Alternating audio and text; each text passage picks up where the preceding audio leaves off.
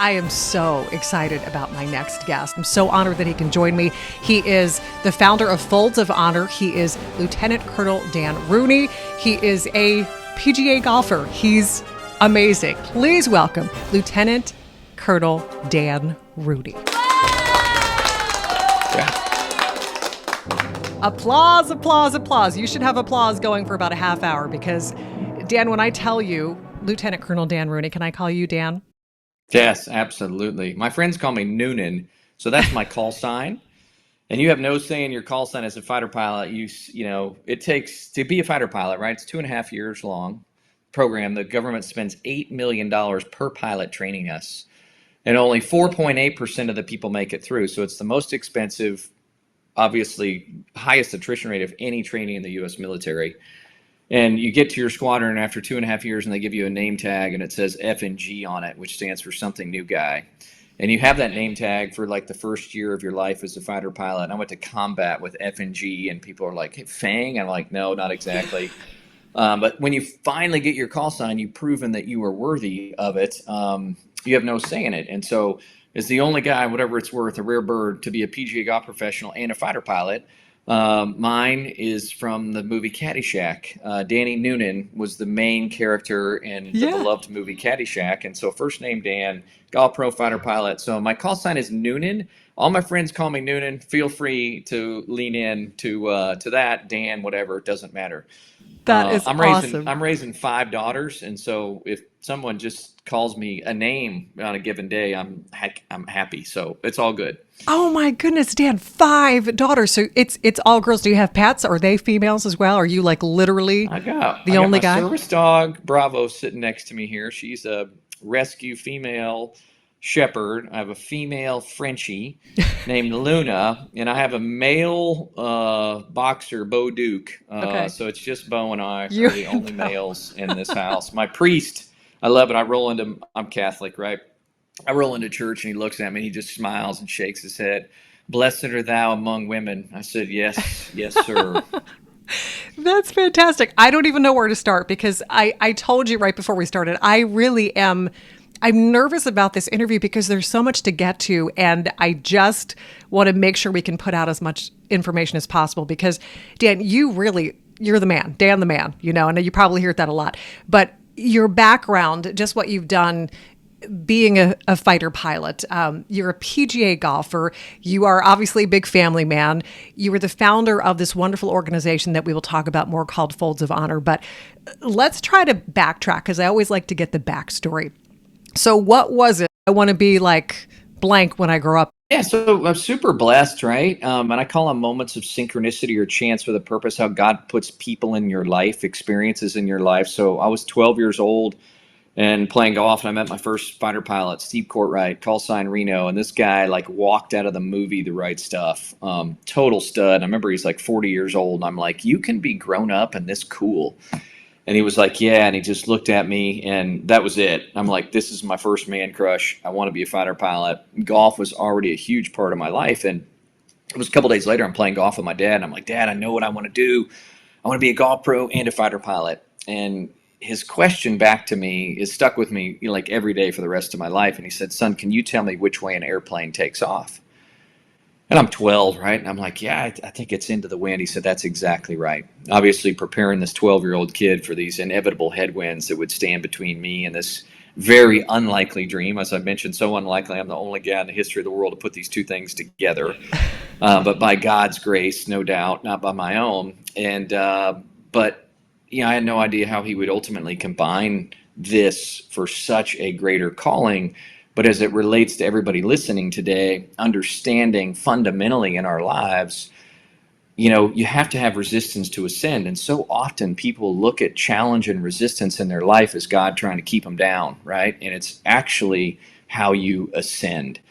And I've held on to that through, you know, all of my struggles, that generally anything meaningful in your life, God is going to put resistance there, but it's not to keep you down or make you, you know, stop dreaming or commit. It's actually to help you raise up. We must embrace resistance with a resilient spirit. The rewards are limitless for those rare souls fully committed to fly into the wind. I fly the most powerful, one of them in the world, jets, an F-16, and we take off into the wind because we still need resistance to ascend. And so, that's where it all started. And we've just been on this, wonderful ascent for many years. Not my credit, but a little bit of hard work and a lot of blessings.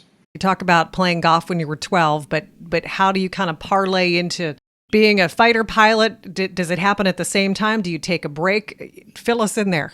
How does that work? Oh man, those are way too many details. I'm like, nobody listens to facts. They want to hear stories.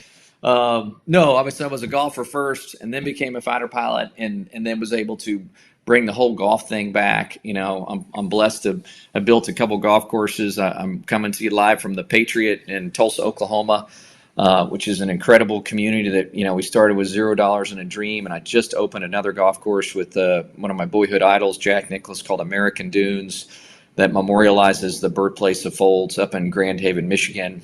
So it's been an evolution of, flying and golf, but I'm in a place now where I get to, divide my time between the Air Force, which I still serve in, the game I love, but most importantly, trying to make a difference in people's lives at Folds of Honor. But they all have this awesome confluence. Looking back, it's incredibly clear.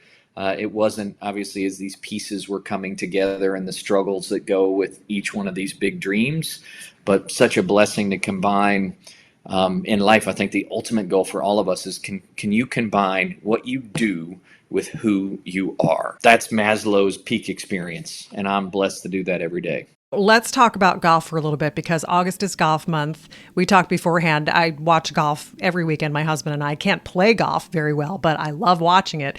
So what was that like? I mean, here you're your 12-year-old boy who says, I want to be a golfer and a fighter pilot, and we'll get to that. But how many people actually do it? So here you actually do it. Talk about that. Yeah, I'm one of one. Right. I didn't do it, but I mean, I would say, you can't control the outcome in anything. And at this point in my life, I'm so I love that. All you can control is your journey, which I define as a routine, which I am fanatical about. I mean, I live by a code. I shape my dynamic life experiences into a personal code of living. I call it CAVU. It's a fighter pilot acronym and stands for Ceiling and Visibility Unlimited. We are all created with a unique purpose, and like those infinite CAVU blue skies, our lives are unlimited.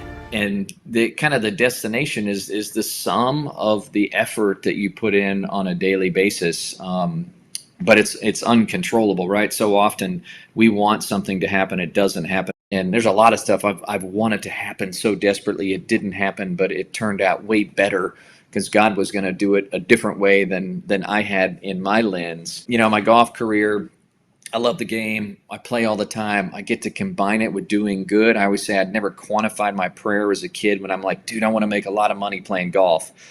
I make a lot of money playing golf, but it is to support military families. And, we'll get to that, not in my personal bank account, but kind of my claim to fame in funny, so we're not always serious, is I played a bunch of golf against Tiger. And so I was at Kansas, University of Kansas. He was at Stanford.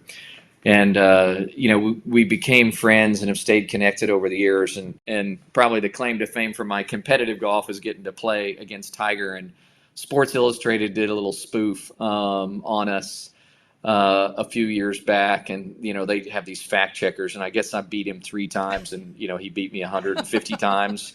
But I can say I beat Tiger Woods. That won't get you a Coke, but that's pretty cool. So God had a different plan. When I went on combat tours, he went on the PGA tour. And yeah, man, everything in my life is connected to this crazy game of golf. I went to Kansas. I met my wife there. Went to Kansas, play golf, meet her. I'm on a commercial airline flight. We'll talk about that here in a second. On my way to a job as a golf professional that would start Folds, turn to the game of golf to fuel the dreams of military families. And it's just part of my life every day, this game and the relationships and the fundraising and the people I get to hang out with is a blessing. I've gotten to do 2 motivational speeches for Ryder Cup teams. I, by definition, haven't had a really successful golf career, but I would argue the way we've been able to harness the game for good is one of the most significant things that's ever happened in golf. When you decide you want to be a fighter pilot, and of course, extreme, intense training, very few make the cut, you're there, you're doing it, and something happens that really changes everything for you, then makes you look at things a different way and leads us to why we're here to talk about the organization Folds of Honor. Can you talk about that for me? Yeah, again, these moments of synchronicity, right? Chance with a purpose. Yeah, I don't believe in coincidence. I don't believe in serendipity. I don't believe in blind luck. I believe in providence, and God puts you where you're supposed to be every day. And then we have the free will to act when we're inspired, or ignore it and chalk it up to, oh, that was nice. That felt good. I'm just going to go press on with my plan in life. And this moment of synchronicity was like deep in my soul, a huge interrupter. And, probably one of the things I'm most proud of at this point in my walk. I was a really average dude, right? I drank too much. I was not present when I needed to be with my wife, my kids. I was living the dream, man. I was a fighter pilot and a golf pro, and really living that lifestyle, which was pretty unhealthy, other than it was a hell of a lot of fun. So I was really comfortable at that point in my walk, and God's like, no, we got a bigger plan here. And I wasn't in a fighter jet this time. I was on a commercial airliner. I land in Grand Rapids, Michigan. It's midnight. As we pull up to the gate, the captain comes over the PA and says that we have an American hero on board. He continues, the captain, by informing us that we are carrying the remains of Corporal Brock Buckland on this flight. And his identical twin brother, Corporal Brad Buckland, was in first class and has brought him those 7,000 miles home. And that night I watched The Other Side of War. As I looked out on the tarmac, the Bucklands on the darkest night of their lives. The thing that really got me, though, was his 4-year-old son. And I just gotten back from my second tour of duty over in Iraq, so it was really fresh. I was dealing with lots of stuff on a personal basis, and seeing terrible things in combat, but never seen that side of war. And I watched the Buckland family on the darkest night of their lives. His brothers, his parents, his wife, and his 4-year-old son, as Brock's American flag draped coffin inched down from the cargo ramp. And it hit me, right? The finality of this sacrifice. That freedom isn't free. And the ceremony, finishes up, and I stand up only to see that despite the captain's request, half the people have left the airplane. And Michelle, I experienced an emotion I never had before in my life. I was disappointed to be an American in that moment. And as I walked off the airplane, I felt a hand on my shoulder. And I looked back and there was nothing there, but the only thing I will tell you for certain today in our time together was the hand of God. And like one of the most powerful anthems in my life is "Go Before You're Ready." And I learned that as a fighter pilot, because when you go to the F-16, you get 4 rides with an instructor. Your 5th ride is solo, or you wash out of the program. I'm on a $50 million fighter jet and goes 2.5 times the speed of sound. And I go fly it by myself, and I'm completely not ready if it was up to me, but I went. And like this epiphany like opened up in my heart, and God's like, man, if you go, I'll do extraordinary things. And if there's like one strand of DNA that ties greatness together, it's that, in my opinion. It's people that go before they're ready. You'll never have it figured out. You'll never have it planned out. Just go. And the universe, God, whatever you want to define it as, conspires for you. I'm convinced. And that's what we did. I got off that airplane and had no idea. I had no money. I'm not very smart. No connections to anybody. And we started Folds of Honor above our garage, because we were inspired by this moment of synchronicity. We wrote down the very first day our mission, which has been unwavering for 14 years: honor the sacrifice, educate the legacy, providing scholarships to spouses and children who've had somebody killed or disabled, defending our freedoms. And I witness it, and I couldn't feel more small every day when I wake up, when you witness God operating in your life, and how humble that makes you, that for whatever reason, I'm the broken guy that he was like, man, we're gonna work through you.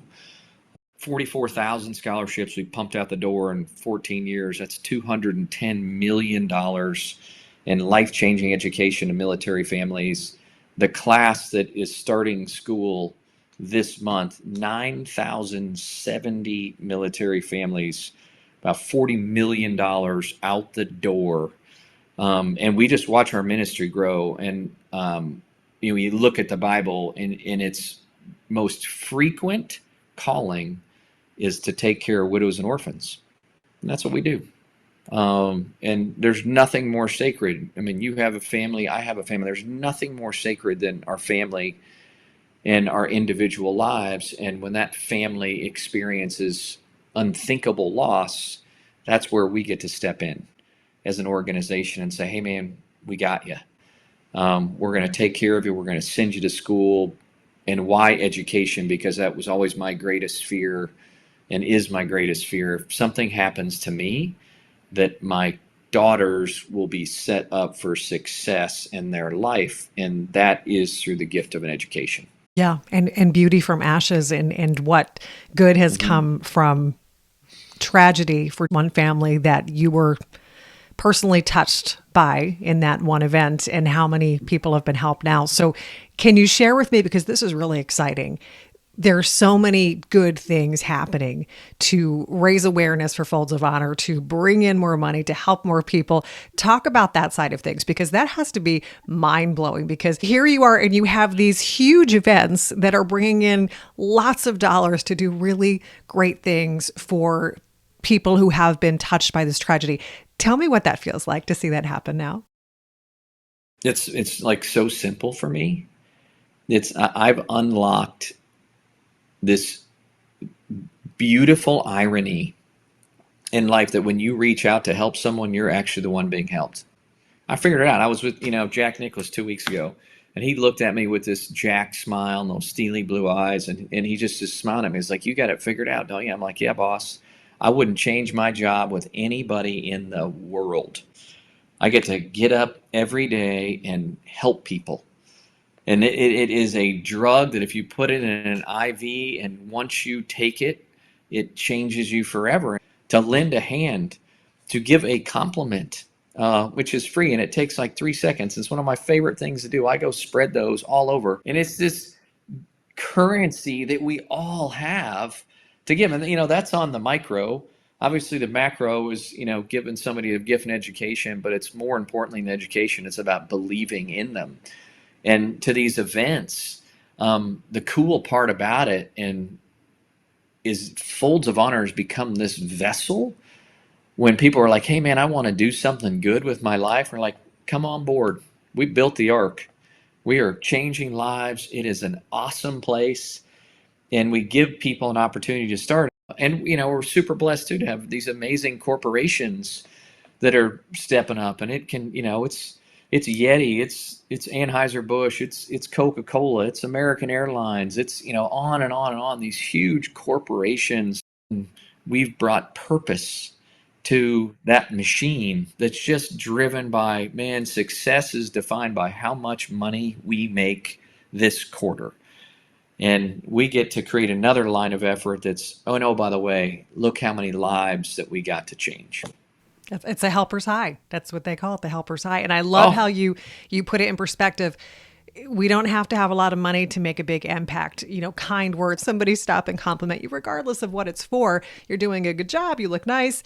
It changes everything. A smile, it really can start with something that small. And I love that you brought that out. So if we want to do more, though, if we want to take part, if we want to help out, how can they do that? Yeah, so we it's called the Squadron, and the Squadron manifests itself in all kinds of ways, right? I mean, you could go play Patriot Golf Day, you can do a golf marathon, you can go buy a 12-pack of Budweiser, you can go buy a Yeti, you can go on and make a donation. The donation that we ask for is $13 a month, and that ties back to the 13 folds that bring the flag to its triangle shape. It also ties back for me and like my darkest moment. I was going to quit Folds. This is about 6 years ago, and go be an American Airlines pilot and make a really nice salary and work 12 days a month. And I had a buddy that gave me this wonderful advice on the 13th hole. And I said, "Oh, Carlos, right? It figures you'd give me this advice on the 13th hole. That's my synchronicity number. It's like there are 13 folds in the flag." And he was like, "Well, there might be 13 folds in the flag, but that's not the real meaning of the number 13. You look at the Bible, and there's 12 apostles. The big man, Jesus, is number 13. And if you dig deeper into that number, and actually the origins of the number stand for new beginnings." And that's what we offer at Folds of Honor people is a new beginning. But really, it's my hope and prayer when I'm like, yeah, man, I'll come on and talk to you, Michelle. It's like someone will take one thing away that helps them create a new beginning in their life when they're tuned in here. And this is not easy. This is hard, but it is so intoxicatingly rewarding when you can wake up every day and be like, man, I got better today than I was yesterday. And this concept again of 13 and new beginnings, visiting foldsofhonor.org, unshameless plug there, and join our squadron. Support a military family that's going to school, that has given life and limb for our freedoms. And a lot of people don't realize 0.5% of this country woke up this morning willing to die for our nation that serve in the U.S. military. So 99.5% can live free. And this is a very tangible way to say thank you. And when I say it's tangible, 91 cents of every dollar donated goes directly to support these scholarship programs. Your dollar is making a difference. We run, it's in the top 1% of nonprofits in America from an efficiency standpoint. So join us in the fight. Is there a quick story that you can share, the flip side of what these scholarships do and how much of an impact they have on these families? As opposed to like single out one thing, I will tell you, like, the greatest surprise from our recipients is they're like, hey, I couldn't do this without the money, but the fact that you honored our family's sacrifice, you recognized it, is the most powerful piece of what you've done. And you think about this world we live in that's always on to the next day, always on to the next thing. And these families forever live without a loved one, or a loved one that is permanently disabled. And after a couple weeks, nobody cares anymore. And that's what is so powerful about Folds, is honoring that sacrifice and letting that family know, man, we value you. We value that sacrifice. Let's go make sure you can live your dreams. And then now you're in school now. Yes. And that's when you reached out to Folds of Honor. Then they reached out to me, and they told me to let you know that you got the scholarship. Oh my goodness. Your hard work, dedication, and caring spirit exemplify what Folds of Honor and Budweiser stand for. It means everything. That's beautiful. I don't have the waterproof mascara, Dan, and I should have. I should have known better. I should have known better, but just amazing. I'm so happy, once again, that you could be here with me, that you can talk about your backstory, that you can tell people how this came to be, because that in and of itself is just, it's tragically beautiful. And I'm sure that family is just so honored that it was their son, their loved one, their family member that helped spearhead all of this. It just, as you said, it's the honor and just being recognized when we don't live in a world where we take the time to recognize the people that are our true American heroes. It has been an absolute pleasure. Of course, you can go to foldsofhonor.org to find out more information about Folds of Honor, and just $13 a month if you want to be a major supporter there. But there are other ways that you can help out, not just with Folds of Honor. I love that you said, there's just more that we can do in general. Remembering those opportunities to say a kind word, to smile, to help out wherever we can. And it really is, it's life-changing, especially even in our darkest moments. And I've heard this over and over again, when something is going on with our own life, what's the best way to pull ourselves out of it? Look to somebody else whose life is not even up to par of where we are. And there's just always somebody else who's more in need. So I love that you were able to share that with us. I have to ask you before I let you go, did you see Top Gun Maverick? Yeah, I loved it. My girls all looked at me with this smile, and I just nodded my head. I'm like, "Yep, I'm that cool." It was, and you know how hard it is to be cool to, 13-year-old, 14-year-old, 18-year-old. And they just looked at me and I'm like, yep, I just nodded my head. I gave them that fighter pilot nod that Steve Corright gave me when I was 12. Can you be grown up and this cool? Yes, you can. Yep, your dad is that cool. So, yeah, I saw it. I loved it. Everybody should go see it. And if you give me 60 seconds, I'll give you a parting shot. How about that? Yeah, please do. So every morning when I wake up, I have two thoughts that I'll share. The first one is this concept of a divine echo. And simply translated, because I'm a simple guy and I need an easy way to process a very dynamic, complicated world, is however you want your life to manifest itself, you first must put it out there. Divine echo. And if you want grace, you want love, you want forgiveness, you want positive energy, whatever you put out in the world, it is linear and it will come back to you. Number one. Number two, as I walk with my eyes half closed to the bathroom, because I pulled myself out of bed every morning because it's not easy getting up early, I hope the devil says, man, that dude's out of bed again. And bringing it. So it's been a blessing to share my stories with you. And I said, I hope there's people take one thing away that makes a big difference. We didn't talk about it, but I'll make another plug just because it supports Folds of Honor. It's sitting right here behind me. But Fly Into the Wind. It's in its third print in 18 months from HarperCollins. I'm a nobody. This book is changing people's lives, and basically it's, we talked about how we got to have resistance to ascend, but it is my code of living that I execute every day, but it really coaches people to find their battle rhythm in life, to become the best version of themselves, and fight this concept of comfort, because courage and comfort can never exist in the same place. Path to fulfillment begins with changing ourselves in order to better one another. My prayer is that Fly Into the Wind will help you summon the courage and the faith to live a life true to your talents.